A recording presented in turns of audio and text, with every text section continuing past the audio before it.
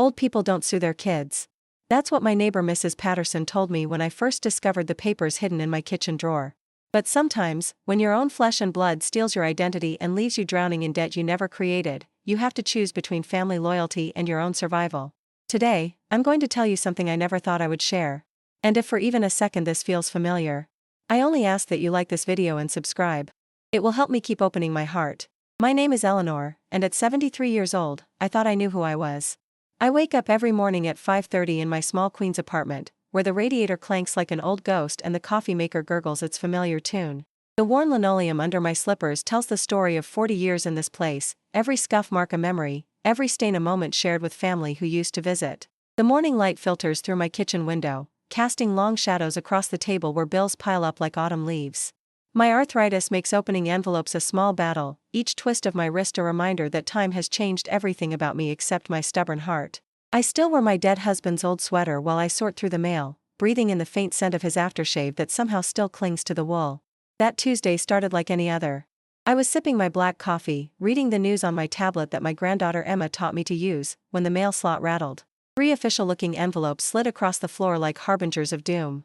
The first one made my blood run cold. Dear Mrs. Eleanor Morrison, it began, this is a final notice regarding your delinquent auto loan payment of $2,400, now 60 days overdue. My hands began to shake. I haven't owned a car in 15 years. The subway gets me everywhere I need to go in the city that's been my home since I arrived from Ohio as a young bride in 1972.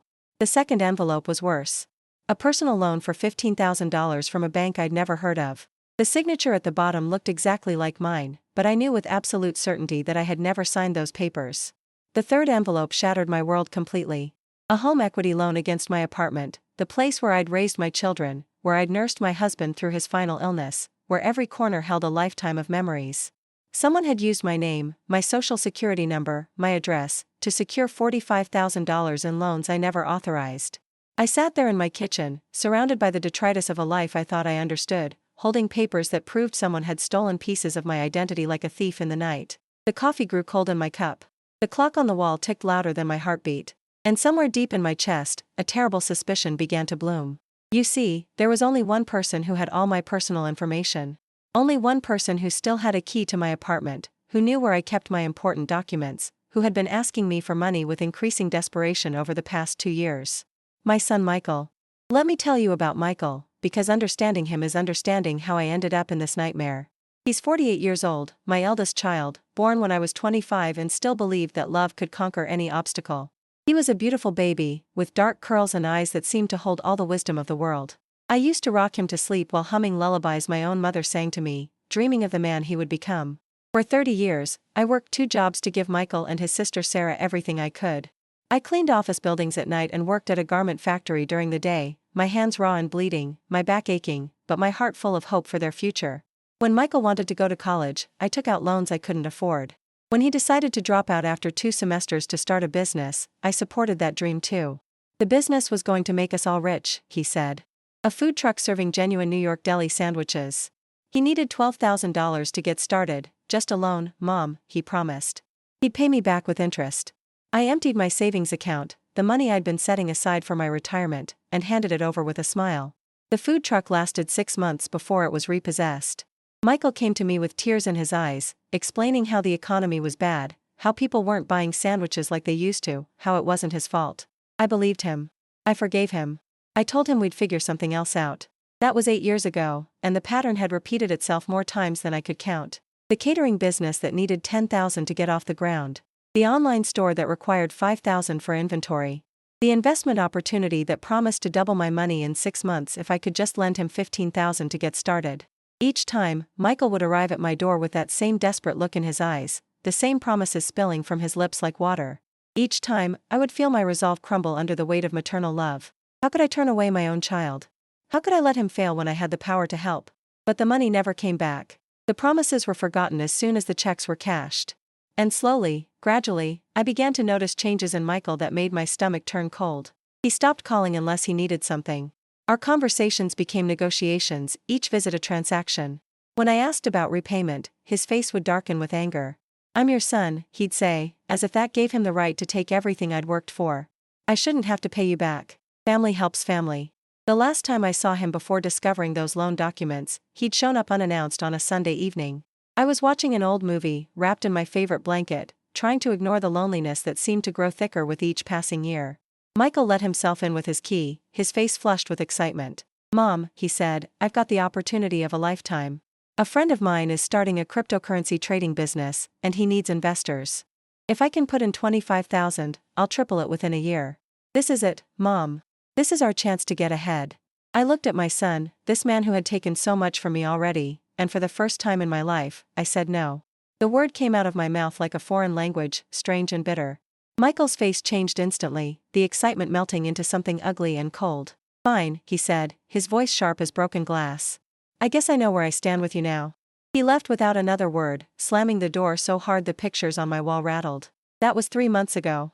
I hadn't heard from him since, and I'd almost convinced myself that the silence was a blessing.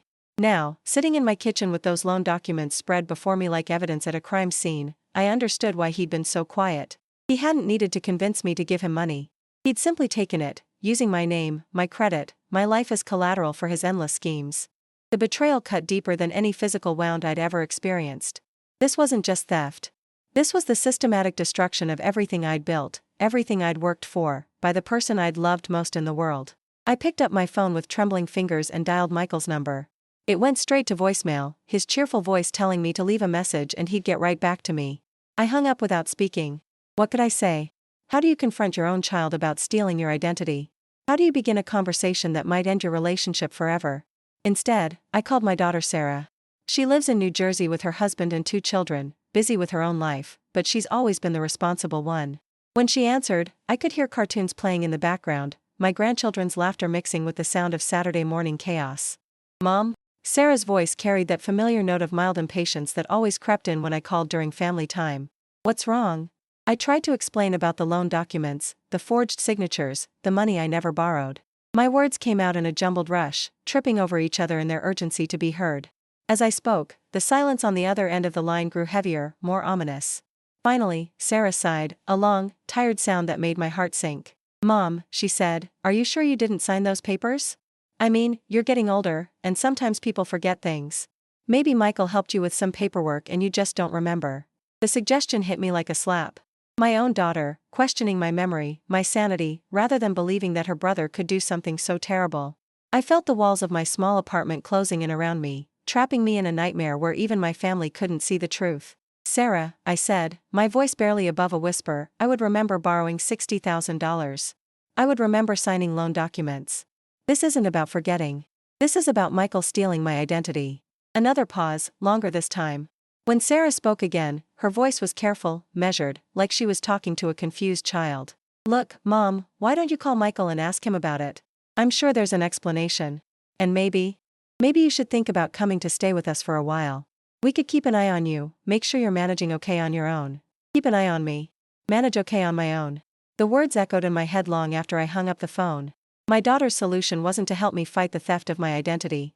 It was to treat me like an invalid, someone who couldn't be trusted to understand her own life. I sat in my kitchen as the afternoon light faded, surrounded by the evidence of my son's betrayal and the echo of my daughter's doubt. For the first time since my husband died 8 years ago, I felt truly alone. The family I'd sacrificed everything for, the children I'd loved with every fiber of my being, had abandoned me when I needed them most. That night, I barely slept. I lay in my bed listening to the sounds of the city beyond my window, the distant hum of traffic, the occasional siren, the voices of people walking by on the street below. Each sound reminded me that life was continuing all around me while my own world crumbled. I thought about all the times I'd defended Michael to friends who questioned his constant need for money. All the times I'd made excuses for his behavior, his broken promises, his increasingly selfish demands. I remembered my sister Martha warning me years ago that I was enabling him, that my endless generosity was teaching him that there would always be someone to clean up his mistakes. "You're not helping him by giving him everything he wants," Martha had said during one of our phone calls. "You're teaching him that his problems are always someone else's responsibility." I'd been angry with her then, defensive of my son's struggles and proud of my own sacrifice. Now, at 3 in the morning, staring at the ceiling of my dark bedroom, I wondered if she'd been right all along. The next morning, I called the first bank listed on the loan documents. After being transferred 7 times and explaining my situation to 7 different people, I finally reached a loan officer named Janet who seemed to understand the gravity of what I was reporting. "Mrs. Morrison, she said, her voice kind but professional, what you're describing is identity theft, and it's a serious crime. I'm going to need you to file a police report and send us a copy along with an affidavit stating that you didn't authorize these loans. We'll start an investigation immediately. Identity theft. A crime. The words felt surreal coming from a stranger's mouth, making official what I'd been trying to ignore. My son hadn't just borrowed money he couldn't pay back. He'd committed a felony using my name. The police station in Queens was everything I'd imagined and nothing I'd hoped for. Fluorescent lights buzzed overhead, casting harsh shadows on the worn linoleum floors. The waiting room smelled like disinfectant and desperation, filled with people who looked as lost and overwhelmed as I felt. Detective Rodriguez was a woman about my daughter's age, with kind eyes and a no-nonsense attitude that somehow made me feel safe. She listened to my story without interruption, taking notes on a yellow legal pad, nodding at the right moments to show she understood. Mrs. Morrison, she said when I finished explaining about the forged loan documents, this is identity theft and fraud. If your son did what you're alleging, he could face serious criminal charges. Are you prepared for that possibility? The question hung in the air between us like a loaded gun. Was I prepared to see my own child arrested? Was I ready to destroy what remained of our relationship for the sake of justice? The maternal instinct that had protected Michael his entire life warred with the growing anger in my chest. Detective Rodriguez, I said, surprised by the steadiness of my own voice, I'm 73 years old. I've worked my entire life to build something for myself, some security for my old age. My son has stolen that from me. If he's willing to commit crimes using my name, then he needs to face the consequences. Filing the police report took 3 hours. I had to recount every detail, every suspicious interaction, every dollar that had disappeared from my savings over the years. By the time I left the station, my hands were cramped from signing forms and my heart was heavy with the weight of what I'd set in motion. But for the first time in months, I felt like I was fighting back instead of just enduring. The confrontation with Michael came sooner than I expected. 2 days after filing the police report, he showed up at my apartment unannounced, his face red with fury and disbelief. "Mom, what the hell did you do?" he shouted as soon as I opened the door. "The police called me. They're asking about some loans." "Did you actually call the cops on your own son?" He pushed past me into my living room, pacing like a caged animal. I closed the door and turned to face him, my heart hammering against my ribs. This was the moment I'd been dreading and anticipating in equal measure. "Michael," I said, trying to keep my voice calm, "I found the loan documents. I know what you did. You forged my signature and took out loans in my name. That's identity theft, and it's illegal." His face went through a series of expressions: surprise, guilt, anger, then a kind of desperate calculation. For a moment, I thought he might confess, might break down and apologize and beg my forgiveness. Instead, he chose attack. "Those weren't forgeries, Mom. You signed those papers. You just forgot because you're losing your memory. Sarah told me you called her all confused about some loan documents. Maybe it's time to admit you need help managing your finances." The gaslighting was so blatant, so cruel, that it took my breath away. My own son was trying to convince me that I was losing my mind rather than admit to his crimes. He was using my age, my vulnerability, as a weapon against me. "Michael," I said, my voice growing stronger with each word, "I know what I signed and what I didn't sign. I know when I've borrowed money and when I haven't. You stole from me, and I will not let you convince me that I'm crazy for noticing." He stopped pacing and turned to face me fully, his expression hardening into something I barely recognized. This wasn't the little boy I'd rocked to sleep or the young man I'd supported through college. This was a stranger wearing my son's face, someone capable of looking his own mother in the eye and lying without conscience. "Fine," he said, his voice cold as winter. "If you want to destroy this family over some stupid loan documents, that's your choice. But don't come crying to me when you're sitting alone in this apartment with no one who cares about you. Don't expect me to visit you in whatever nursing home Sarah dumps you in when you can't take care of yourself anymore." The threats were designed to wound, and they succeeded. Every word hit its target, finding the fears I carried about aging, about becoming a burden, about dying alone and forgotten. But underneath the pain, something else was growing. Something that felt like strength. "Get out," I said quietly. Michael blinked, clearly not expecting such a simple response to his elaborate emotional manipulation. "What? Get out of my apartment. Give me your key. You're not welcome here anymore." For a moment, he just stared at me, as if seeing me clearly for the first time in years.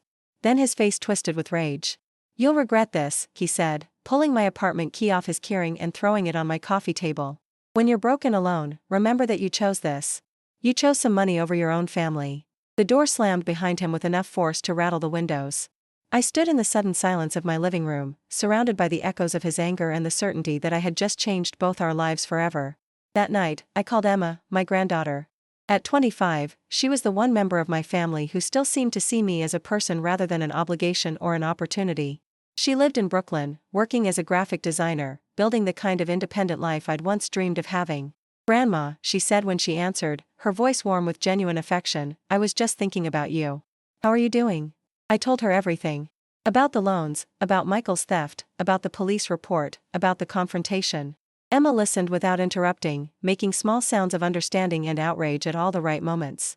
When I finished, there was silence for a long moment. "Grandma," she finally said, "I'm so sorry this happened to you. And I'm proud of you for fighting back.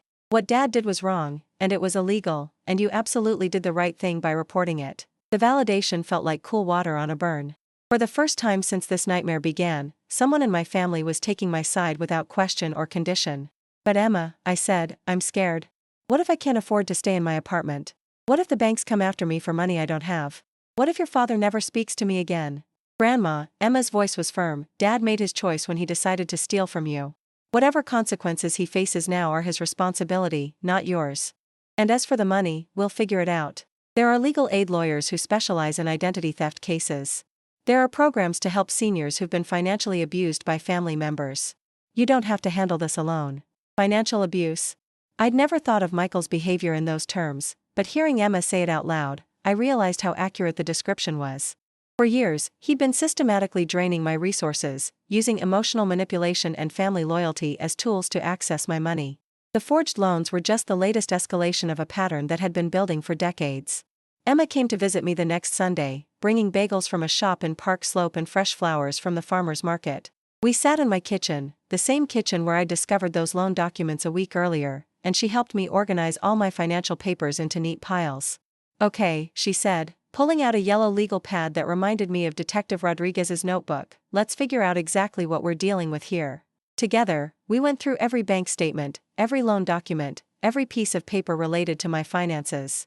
What we discovered was worse than I'd initially realized. The 3 loans I'd found were just the beginning. Over the past 2 years, Michael had been systematically using my personal information to open credit cards, take out small loans, even set up online payment accounts in my name. The total amount of fraudulent debt was over $80,000. I sat back in my chair, feeling dizzy from the numbers swimming before my eyes. $80,000. More money than I'd ever had in my savings account at one time. More money than I could possibly repay on my Social Security income. "Emma," I whispered, "I'm ruined. There's no way I can pay this back. They're going to take my apartment, aren't they?" My granddaughter reached across the table and took my hand in both of hers. Her skin was smooth and warm, unmarked by the years of work that had left mine spotted and wrinkled. "Grandma, listen to me. You are not responsible for debt you didn't create. Identity theft victims have legal protections. We're going to fight this, and we're going to win. But first, we need to document everything and get you some proper legal help." That afternoon, Emma helped me scan and organize every document, creating digital copies of everything and backing them up in multiple places. She showed me how to freeze my credit reports to prevent any new accounts from being opened in my name. She researched legal aid organizations and made appointments with lawyers who specialized in elder financial abuse. For the first time since this nightmare began, I felt like I had an ally, someone who was fighting for me instead of against me. The legal aid lawyer, Ms. Chen, was about Emma's age but with the kind of serious demeanor that comes from dealing with too much injustice on a daily basis. Her office in Lower Manhattan was small and cramped, but her desk was organized with military precision, and her questions were sharp and thorough. "Mrs. Morrison," she said after reviewing all my documents, "you have an excellent case for identity theft and elder financial abuse. The evidence is overwhelming. Your son's signature on applications where he listed himself as the borrower but used your Social Security number creates a clear paper trail of fraudulent activity." She explained the legal process, the steps we would need to take to dispute the fraudulent debts and potentially pursue criminal charges against Michael. It would take months, maybe years, to fully resolve everything. But the outcome was almost certain: the debts would be discharged, and my credit would eventually be restored. "There is one thing you should know," Ms. Chen said, her expression growing more serious. "Given the amount of money involved and the clear evidence of fraud, the district attorney's office will likely pursue criminal charges against your son regardless of your cooperation. This case is going to move forward whether you want it to or not." The words hit me like a physical blow. I'd known this was a possibility when I filed the police report, but hearing it stated so matter-of-factly made it real in a way I wasn't prepared for. My son was going to be arrested. He was going to face criminal charges. Our relationship, already hanging by a thread, would be severed completely. That night, I lay in bed staring at the ceiling, thinking about the little boy Michael had been. I remembered his first day of school, how he clung to my leg and begged me not to leave him. I remembered teaching him to ride a bicycle in Flushing Meadows Park, running alongside him as he wobbled and laughed with pure joy. I remembered the pride in his eyes when he graduated high school, the way he'd searched the crowd until he found my face and waved. Where had that boy gone? When had love and trust been replaced by greed and manipulation? Had I failed him somehow, enabled his worst impulses by always coming to his rescue? Or was this simply who he was, who he'd always been beneath the surface? I didn't have answers to those questions, and I was beginning to understand that I might never have them. All I could do was protect myself and hope that someday, somehow, Michael would find his way back to being the person I'd raised him to be. 3 weeks after my meeting with Ms. Chen, Detective Rodriguez called to tell me that Michael had been arrested. He'd been charged with identity theft, fraud, and elder abuse. The bail was set at $50,000. Mrs. Morrison, the detective said gently, I know this is difficult, but I wanted you to hear it from me first. Your son's lawyer will probably try to contact you, and there's a good chance Michael himself will reach out asking for help with bail or legal expenses. I want you to know that you have no obligation to help him, and given the circumstances, it would probably be inadvisable. I thanked her and hung up the phone, then sat in my kitchen feeling numb. My son was in jail. The boy I'd given birth to, raised, loved unconditionally for 48 years was sitting in a cell because of crimes he'd committed against me. The call came 2 hours later.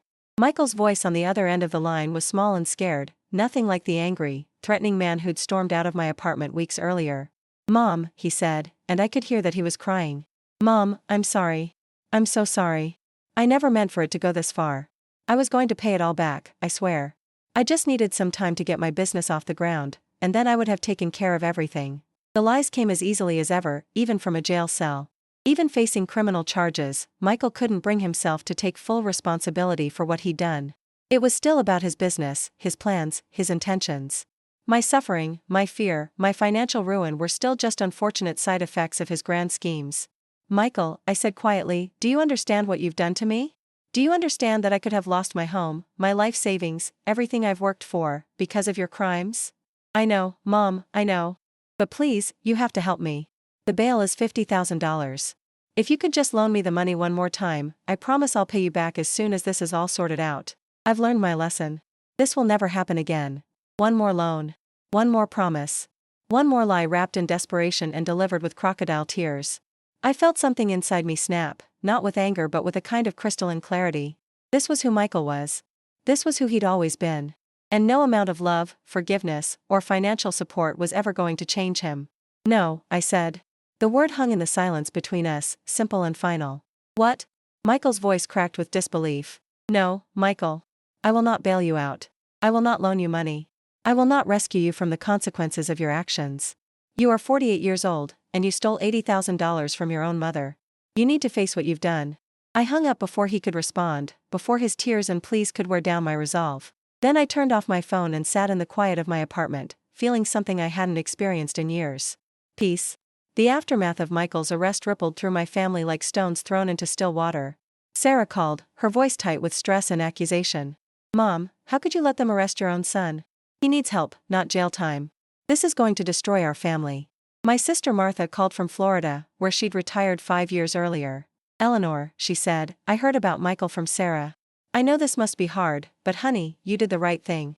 That boy needed to be stopped before he ruined you completely. Friends from my neighborhood, from the senior center where I played bingo twice a week, from the church I attended sporadically, all had opinions about what I should or shouldn't have done. Some supported my decision to press charges. Others whispered that it was unnatural for a mother to send her own child to jail. The whispers and judgments should have hurt more than they did, but I found that I cared less and less about other people's opinions. For too many years, I'd lived my life trying to meet everyone else's expectations, trying to be the perfect mother, the generous grandmother, the selfless woman who always put family first. Where had that gotten me? Emma, bless her heart, became my fiercest defender. When family members questioned my decision or suggested I should drop the charges, she shut them down with the kind of righteous anger I'd forgotten I was capable of feeling. Dad stole from Grandma for years, she told Sarah during a heated phone call that I could hear from the next room. He forged her signature, destroyed her credit, and could have left her homeless. If anyone else had done this to her, you'd be demanding they face criminal charges. Just because his family doesn't give him the right to abuse her. Abuse. There was that word again, and hearing Emma say it so plainly helped me understand something important. I had been abused, financially and emotionally, for years.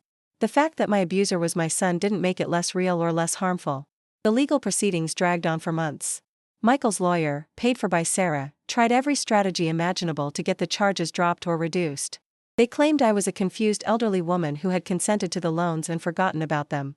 They suggested Michael had power of attorney and was authorized to sign documents on my behalf. They painted him as a devoted son trying to help his mother manage her finances. None of it worked. The evidence was too clear, the paper trail too obvious. Michael had systematically stolen my identity and used it to obtain credit in amounts that far exceeded my ability to repay. There was no gray area, no room for interpretation. He was guilty, and everyone involved knew it. During this time, something unexpected began to happen. Without the constant drain of Michael's financial demands and emotional manipulation, I started to rediscover who I was as a person. I joined a watercolor painting class at the community center, something I'd always wanted to try but never had time for. I started reading again, working my way through a stack of novels I'd bought years ago but never opened. Emma and I began having regular Sunday dinners, usually at her apartment in Brooklyn, sometimes at mine in Queens. We cooked together, watched old movies, talked about everything and nothing. She told me about her work, her friends, her dreams of eventually opening her own design studio. I found myself sharing stories about my youth, my marriage, the dreams I'd had before they got buried under the weight of responsibility. You know, Grandma, Emma said one evening as we sat on her fire escape watching the sunset paint the sky orange and pink, I think this whole thing with Dad might turn out to be the best thing that ever happened to you. I looked at her in surprise. How could my son's arrest and the destruction of our relationship be a good thing? I mean, she continued, you're finally free to be yourself. You're not constantly worried about Dad's next crisis or how much money he needs. You're taking art classes and reading books and actually enjoying your life. When's the last time you could say that? I thought about her question for a long time. When was the last time I'd enjoyed my life? When had I last done something purely for my own pleasure, without considering how it would affect someone else or whether I could afford it or whether I deserved it? I couldn't remember. The trial, when it finally came, lasted 3 days. I sat in the witness box and told my story to a room full of strangers, describing years of financial manipulation and the discovery of fraudulent loans in clinical, legal terms. Michael sat at the defendant's table in a suit that Sarah had bought him, looking young and vulnerable and nothing like the man who had threatened me in my own living room. His lawyer presented character witnesses who testified about what a good father Michael was to his own children, what a devoted son he'd been before this unfortunate lapse in judgment. They painted a picture of a man driven to desperate measures by economic hardship, someone who had made a mistake but didn't deserve to have his life ruined. The prosecutor, a stern woman in her 40s, systematically destroyed every excuse and justification. She presented bank records, loan applications, forged signatures, and a timeline that showed Michael's crimes had been planned and deliberate, not desperate or impulsive. She highlighted the particularly cruel nature of elder financial abuse, the way predators targeted vulnerable seniors who trusted them implicitly. When the verdict came back, guilty on all counts, I felt a mixture of relief and sadness that I hadn't expected. Relief that justice had been served, that my version of events had been believed and validated. Sadness that it had come to this, that the relationship with my son was truly over. Michael was sentenced to 18 months in prison, followed by 3 years of probation. He was also ordered to pay full restitution, though everyone involved knew he would never be able to come up with $80,000. The money was gone, spent on failed business ventures and a lifestyle he couldn't afford. I would never see a penny of it back. But that was okay. The money had never really been the point. On the day of Michael's sentencing, I sat in the back row of the courtroom with Emma beside me. As the judge read the sentence, I thought about the little boy who used to climb into my bed during thunderstorms, seeking comfort and protection from his mother. I thought about the young man who used to call me every Sunday, just to see how I was doing. I thought about the son I'd lost, not to prison but to greed and selfishness and a sense of entitlement that had slowly poisoned everything good about him. I mourned that person, the son I'd thought I had. And then I let him go. Walking out of that courthouse, I felt lighter than I had in years. The weight of constant worry, the fear of the next financial crisis, the guilt over never doing enough, all of it lifted from my shoulders like a physical burden being removed. I was 74 years old, and for the first time since I'd become a mother, I was truly free. The months that followed were a revelation. Without Michael's constant demands on my time, attention, and resources, I discovered I had more money than I'd realized. My Social Security income, modest though it was, covered my basic expenses with something left over for small luxuries. I bought myself new clothes, bright colors that made me feel younger. I got my hair cut and styled at a real salon instead of the cheap place I'd been going to for years.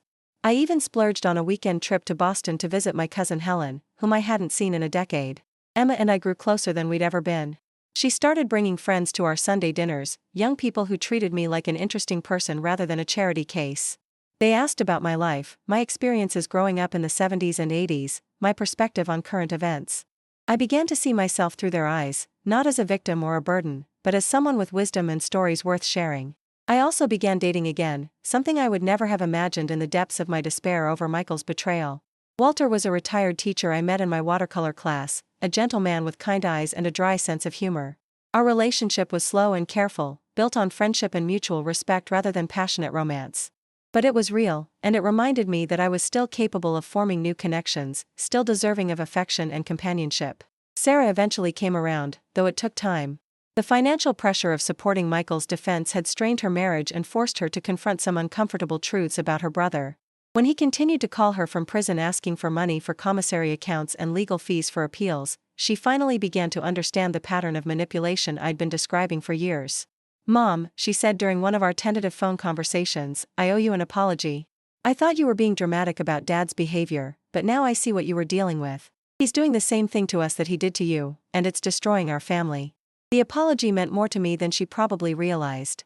Having my daughter acknowledge that I'd been telling the truth, that my perceptions had been accurate, helped heal wounds I hadn't even realized were still bleeding. Michael wrote me letters from prison, long rambling missives filled with self-pity and hollow promises of reform. He still couldn't take full responsibility for what he'd done, still framed his crimes as unfortunate miscommunications or desperate attempts to provide for his family. I read the first few letters, hoping to find some sign of genuine remorse or understanding. When I didn't, I stopped opening them. Emma asked me once if I thought I would ever forgive Michael, ever be able to have a relationship with him again. "I've already forgiven him," I told her, and I realized as I said it that it was true. Forgiveness doesn't mean I have to trust him or give him access to my life again. It just means I'm not carrying anger and resentment anymore. I've let go of the need for him to be the son I wanted him to be. That understanding, that forgiveness and reconciliation were two different things, was perhaps the most important lesson I learned from this entire ordeal. I could wish Michael well, hope that he found his way to becoming a better person, without subjecting myself to further abuse or manipulation. On the day Michael was released from prison, I felt a familiar flutter of anxiety. Would he show up at my apartment, demanding to resume our old relationship? Would he have learned anything from his time in jail, or would he simply be more careful about covering his tracks in the future? He didn't contact me. Sarah told me later that he'd moved to California, claiming he wanted a fresh start somewhere no one knew about his criminal record. I felt a mixture of relief and sadness at this news. Relief that I wouldn't have to navigate the complicated emotions of seeing him again. Sadness that our story had ended with such complete estrangement. But maybe that was for the best. Maybe some relationships, even the most fundamental ones, were too damaged to repair. Maybe love, real love, sometimes meant protecting yourself from people who were incapable of treating you with respect, even if those people were your own children. As I write this, 2 years have passed since that awful morning when I discovered the loan documents on my kitchen table. My legal battles are finally over, my credit restored, my financial security intact. I'm 76 years old, and I'm happier than I've been in decades. Emma is engaged now, to a wonderful young man who treats her like the treasure she is. They're planning a small wedding next spring, and Emma has asked me to help with the planning. We spend hours looking at flowers and discussing menu options and debating the merits of various venues. It's the kind of happy, normal family activity I thought I'd lost forever. I still live in my little apartment in Queens, but it feels different now. The walls that once seemed to close in on me with loneliness now feel cozy and secure. The silence that once echoed with isolation now feels peaceful and restorative. This is my space, my sanctuary, and no one can take it from me. I've continued with my watercolor classes and have even sold a few pieces at local art fairs. They're not masterpieces, but they're mine, created by hands that know both hard work and gentle beauty. Walter and I have talked about taking a painting trip to Vermont next fall, to capture the changing leaves in watercolor and oil pastels. Sometimes, late at night when I can't sleep, I think about Michael. I wonder if he's happy, if he's learned to support himself honestly, if he ever thinks about the mother he betrayed so completely. I hope he's well, wherever he is. I hope he's found peace and purpose and maybe even love that doesn't come with price tags and conditions. But I don't dwell on these thoughts the way I once did. I've learned that you can love someone from a distance, that you can wish them well without inviting them back into your life. I've learned that protecting yourself isn't selfish, it's necessary. And I've learned that even in your 70s, it's not too late to start over, to discover who you are when you're not defined by other people's needs and expectations. This story began with betrayal and loss, with the discovery that the person I'd trusted most in the world had been systematically robbing me for years. But it didn't end there. It ended with liberation, with the discovery of my own strength and worth, with the rebuilding of a life that truly belongs to me. To anyone listening to this who recognizes their own story and mine, who has been used and manipulated by family members they love, I want you to know that it's never too late to reclaim your life. It's never too late to say no, to set boundaries, to demand respect. The people who truly love you will understand and support your need for self-protection. The people who don't, well, maybe they're not the family you thought they were. Your worth isn't determined by how much you give or how much you sacrifice. Your love isn't measured by your willingness to be taken advantage of. You deserve respect, honesty, and genuine affection. You deserve to feel safe and secure in your own life. And you deserve to spend your golden years enjoying the fruits of your lifetime of hard work, not worrying about which family member is going to take advantage of your generosity next. I'm Eleanor Morrison, and I'm 76 years old. I've been betrayed by my son, abandoned by some family members, and forced to start over in ways I never imagined. But I'm still here, still fighting, still discovering new reasons to be grateful for each day I'm given. My story isn't over yet, and neither is yours. But let me tell you what happened after Michael moved to California, because the story doesn't end with his departure. In fact, in many ways, that's when my real journey began. The woman who had spent 70+ years defining herself through her relationships with others was finally free to discover who she really was. 6 months after Michael left New York, I made a decision that surprised even me. I decided to write about my experience.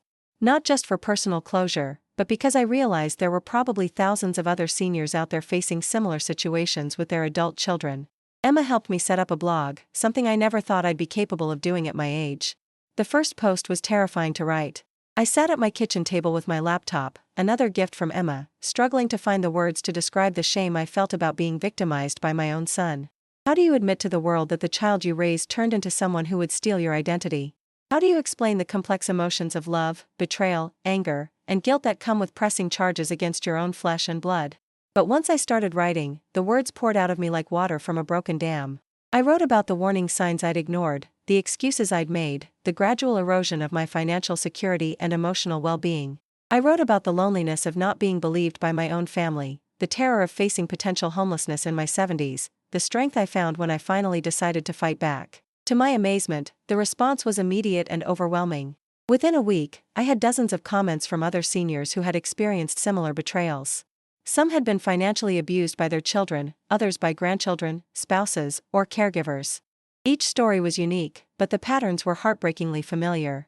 There was Margaret from Phoenix, whose daughter had stolen her identity to buy a luxury car. Robert from Chicago, whose son had maxed out credit cards in his name and then declared bankruptcy. Linda from Seattle, whose grandson had convinced her to sign over power of attorney and then drained her life savings to fund his drug addiction. But what struck me most about these comments wasn't just the stories of abuse, it was the isolation these people felt. So many wrote about family members who didn't believe them or who pressured them to keep it in the family. So many described the shame and self-doubt that comes with being victimized by someone you love. So many felt like they were the only ones going through this experience. Reading these responses, I realized I had found my purpose for this stage of my life. I wasn't going to spend my remaining years quietly painting watercolors and playing bingo. I was going to use my experience to help other seniors recognize financial abuse, find the courage to report it, and rebuild their lives afterward. Emma was thrilled when I told her about my decision. "Grandma," she said, her eyes bright with excitement, "you could really make a difference for people. You could turn something terrible into something that helps others." Together, we expanded the blog into a comprehensive resource for seniors dealing with financial abuse. Emma handled the technical aspects while I focused on the content, writing detailed guides about recognizing warning signs, documenting fraud, working with law enforcement, and navigating the legal system. We included a forum where readers could share their experiences and support each other, moderated carefully to ensure it remained a safe space. The blog grew rapidly. Within 6 months, we were getting thousands of visitors a week. Local newspapers started picking up my story, then national ones. I was invited to speak at senior centers, community groups, and legal conferences. The shy, embarrassed woman who had been afraid to admit her son was stealing from her gradually transformed into an advocate who wasn't afraid to speak truth to power. One of the most rewarding aspects of this new work was the letters I received from people who had been inspired by my story to take action in their own lives. Like Dorothy from Miami, whose son had been borrowing money from her for years without repaying it. After reading my blog, she finally said no to his latest request and helped him find legitimate resources for financial assistance instead. Or Frank from Portland, whose daughter had been using his credit cards without permission. He had been afraid to confront her because he didn't want to damage their relationship. My story helped him understand that she was the one damaging the relationship, and he deserved to protect himself. He filed a police report and started the process of getting the fraudulent charges removed from his accounts. These success stories kept me motivated during the difficult moments when the work felt overwhelming. Because while I was helping others, I was still dealing with the ongoing emotional aftermath of my own experience. Some days, the grief over losing my relationship with Michael would hit me like a physical blow. Other days, I would feel angry all over again about the years of manipulation I had endured. Therapy helped, something else I never thought I would need at my age. Dr. Martinez was a specialist in family trauma who helped me understand the complex dynamics that had made me vulnerable to Michael's abuse. She taught me about concepts like trauma bonding and learned helplessness that explained why I had stayed in such a damaging relationship for so long. Eleanor, she said during one of our sessions, you weren't weak or stupid for continuing to help Michael despite his behavior. You were responding to decades of conditioning and manipulation. Understanding how these patterns develop can help you make healthier choices going forward. One of the most important insights from therapy was recognizing how my own childhood had set me up for this situation. My parents had been products of the Great Depression, people who had lived through genuine scarcity and learned to value family loyalty above almost everything else. I was raised with the belief that a good mother never gives up on her children, that family problems should be solved within the family, that asking for outside help was a sign of failure. These weren't bad values in themselves, but they became destructive when applied to a situation involving criminal behavior and psychological manipulation.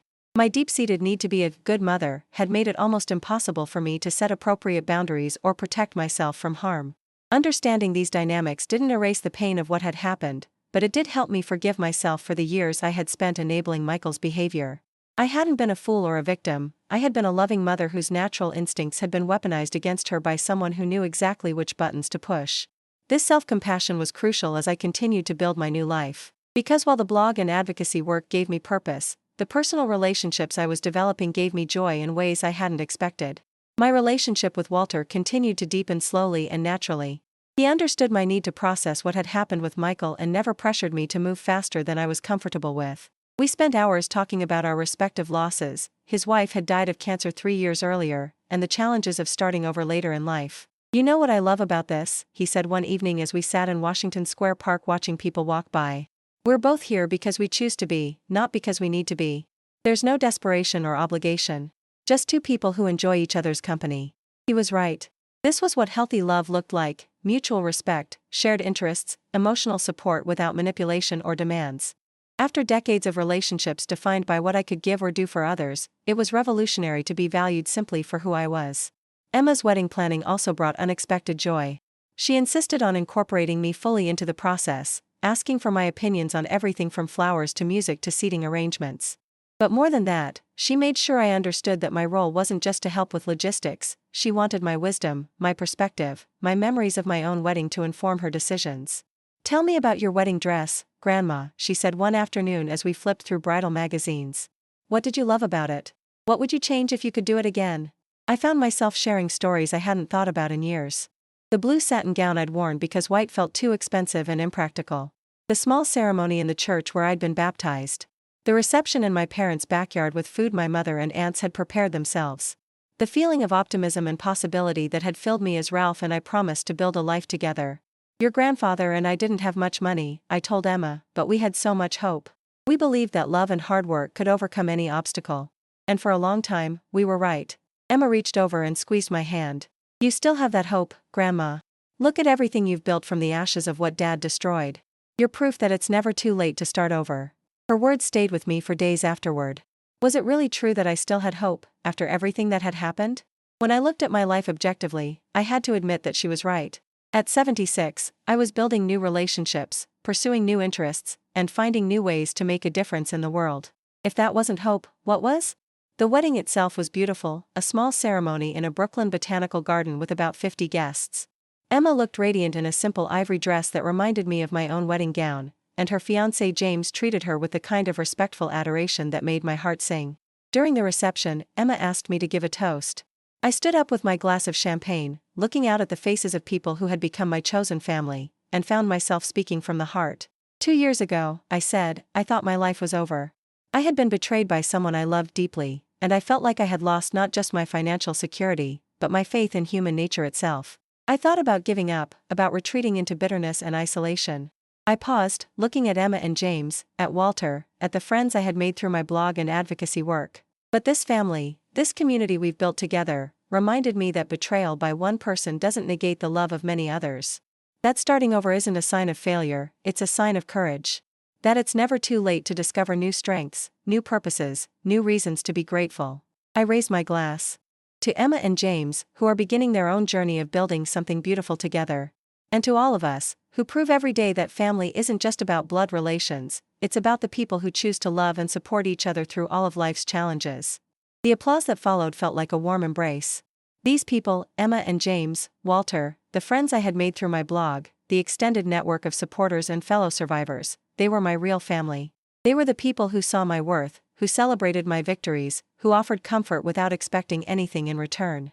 As the evening wound down and I helped clean up, I found myself thinking about Michael. Not with the old familiar mixture of anger and grief, but with something closer to peace. I hoped he was well wherever he was. I hoped he had found honest work and genuine relationships. I hoped he had learned from his mistakes and was building a better life for himself. But I no longer felt responsible for his choices or his happiness. That burden, which I had carried for nearly 50 years, had finally been lifted from my shoulders. He was a grown man who had made his own decisions, and whatever consequences he faced were his to handle. This realization marked another important milestone in my recovery from the trauma of financial abuse. For so long, I had felt guilty about not helping Michael more, not finding the right words to change his behavior, not being the kind of mother who could somehow love him into becoming a better person. Dr. Martinez had helped me understand that this guilt was part of the abuse pattern itself. Abusers often make their victims feel responsible for the abuser's behavior, creating a cycle where the victim continues to accept mistreatment in hopes of fixing the relationship. You weren't responsible for Michael's choices, she had told me repeatedly. You were responsible for your own healing and protection. Those are two very different things. Now, finally, I truly believed her. The second anniversary of discovering those loan documents on my kitchen table came and went almost without my noticing. I was too busy with my new life to dwell on the painful memories of that time. My blog had grown into a full website with resources for seniors, their families, and the professionals who work with them. I had been invited to testify before a congressional committee about elder financial abuse. I had co-authored an article for a legal journal about the unique challenges seniors face when reporting family financial abuse. But perhaps most importantly, I had learned to see myself not as a victim, but as a survivor and an advocate. The woman who had once been too ashamed to tell her neighbors about her son's behavior now spoke publicly about the need for better protections for seniors. The woman who had doubted her own perceptions and memories now helped others trust their instincts and document their experiences. This transformation didn't happen overnight, and it wasn't always easy. There were setbacks and difficult days, moments when the old feelings of shame and self-doubt would resurface. But each time, I had tools and support systems to help me work through those emotions instead of being overwhelmed by them. One of the most powerful tools was the community of survivors I had connected with through my advocacy work. We met monthly at a community center in Manhattan, a diverse group of seniors who had experienced various forms of financial abuse. Some were wealthy widows who had been targeted by professional scammers. Others were working-class retirees whose own family members had stolen from them. What united us was our determination to rebuild our lives and help others avoid similar experiences. The group meetings followed a simple format. We would start by sharing updates on our legal cases, financial recovery, and personal milestones. Then we would discuss a specific topic related to financial abuse prevention or recovery. Finally, we would end with what we called celebration time, sharing positive developments in our lives, no matter how small. These celebrations were particularly meaningful to me because they represented the opposite of the shame and isolation that financial abuse creates. Instead of hiding our struggles, we were openly acknowledging our progress. Instead of feeling alone in our experiences, we were surrounded by people who understood exactly what we had been through. I finally told my daughter about what her brother did to me, shared Rose during one meeting. She was shocked and supportive, and she apologized for not noticing the warning signs. For the first time in years, I feel like I have someone on my side. I got a part-time job at the library, announced Bill, whose son had stolen his identity to buy a boat. It's just a few hours a week, but it feels so good to be productive again and to interact with people who value what I have to offer. My granddaughter graduated from college with the money I saved after cutting off my gambling-addicted son, said Maria. Seeing her walk across that stage and knowing I made it possible by protecting my finances, that's when I knew I made the right choice. Each of these victories, large and small, reminded me that we were more than the sum of what had been taken from us. We were people with wisdom, skills, experiences, and love to offer the world. The fact that some family members had failed to appreciate these gifts didn't diminish their value. As I approached my 77th birthday, I found myself reflecting on how different my life had become. 3 years earlier, my days had been defined by anxiety about Michael's next financial crisis and guilt about never doing enough to help him. Now my days were filled with purposeful work, meaningful relationships, and activities that brought me genuine joy. I had become a regular volunteer at a legal aid clinic, helping other seniors navigate the process of reporting financial abuse and working with law enforcement. My lived experience gave me credibility with clients who might have been skeptical of younger advocates or professionals who hadn't been through similar situations themselves. Mrs. Morrison, said one client, a 79-year-old man whose daughter had forged his signature on several loan documents, "When you tell me this isn't my fault, I believe you. Because you've been where I am, and you found your way through it." These interactions reminded me daily of why this work mattered so much. Financial abuse of seniors is often called an invisible crime because victims are frequently too ashamed to report it or too isolated to know where to turn for help. By speaking openly about my experience and creating resources for others, I was helping to make this crime more visible and less stigmatized. The legal aid clinic also connected me with other professionals working on elder justice issues. I joined a task force focused on improving the response of law enforcement and financial institutions to reports of elder financial abuse. I participated in training sessions for bank employees, teaching them how to recognize signs of financial exploitation and how to approach customers who might be victims. This broader advocacy work gave me a sense of purpose I had never experienced before. For the first time in my life, I felt like my voice mattered beyond my immediate family circle. The knowledge I had gained through my painful experience was being used to protect others and potentially prevent them from going through what I had endured. Emma often joked that I had become more activist grandmother than traditional grandmother, but she meant it as a compliment. "You're showing me that it's never too late to find your calling," she said. "You're the most inspiring person I know." Her words meant everything to me because they reflected a truth I was still learning to accept, that being victimized hadn't diminished my worth or capabilities. If anything, surviving that experience and using it to help others had revealed strengths I never knew I possessed. Walter and I had also reached a new level of commitment in our relationship. We had decided to move in together, combining our resources and creating a shared home that reflected both of our personalities and needs. The process of merging our belongings and routines had been surprisingly smooth, perhaps because we had both learned from previous relationships what really mattered in a partnership. "I love that we're both bringing our full selves to this relationship," he said as we arranged books on our new shared shelves. "We're not trying to please each other or hide parts of ourselves. We're just two people who have learned how to be happy on our own and are choosing to be even happier together." The apartment we found was larger than either of our previous places, with space for both of our hobbies and interests. Walter set up an easel in the sun-filled living room where he could work on his oil paintings. I created an office space where I could write and manage my advocacy work. We shared a love of cooking and turned the kitchen into the heart of our home, where we prepared meals together and hosted dinner parties for our friends. Living with Walter also provided a different perspective on what healthy interdependence looked like. Unlike my previous experience of being needed primarily for what I could provide financially or practically, this relationship was based on mutual support and companionship. We helped each other with daily tasks not out of obligation but out of love and care. When I came down with a bad cold that winter, Walter took care of me without making me feel like a burden. He brought me soup, made sure I took my medication, and kept me company without expecting anything in return. When he struggled with arthritis pain in his hands, I helped him with tasks that required fine motor skills without making him feel diminished or dependent. This was what love looked like when it wasn't twisted by manipulation or unhealthy expectations. This was what it meant to be in a relationship where both people's needs and boundaries were respected. My relationship with Sarah had also continued to improve as she gained more distance from the situation with Michael. She had started therapy of her own to process the family dynamics that had enabled Michael's behavior for so long. During one of our phone conversations, she made an observation that stayed with me for a long time. "Mom," she said, "I think one of the reasons it was so hard for me to believe what Michael was doing to you was because I was afraid it meant I was a bad judge of character too. If my own brother was capable of such terrible things, what did that say about my ability to trust people and protect my own family?" Her honesty helped me understand something important about the ripple effects of family financial abuse. It doesn't just harm the direct victim, it damages trust and relationships throughout the entire family system. Children of abusers often struggle with guilt and confusion about their loyalty to both the perpetrator and the victim. Siblings may find themselves caught between competing versions of events or feeling pressure to choose sides. Sarah, I told her, the fact that you can acknowledge these difficult feelings and work through them in therapy shows that you are a good judge of character. When someone you love behaves badly, the healthy response is to feel confused and upset.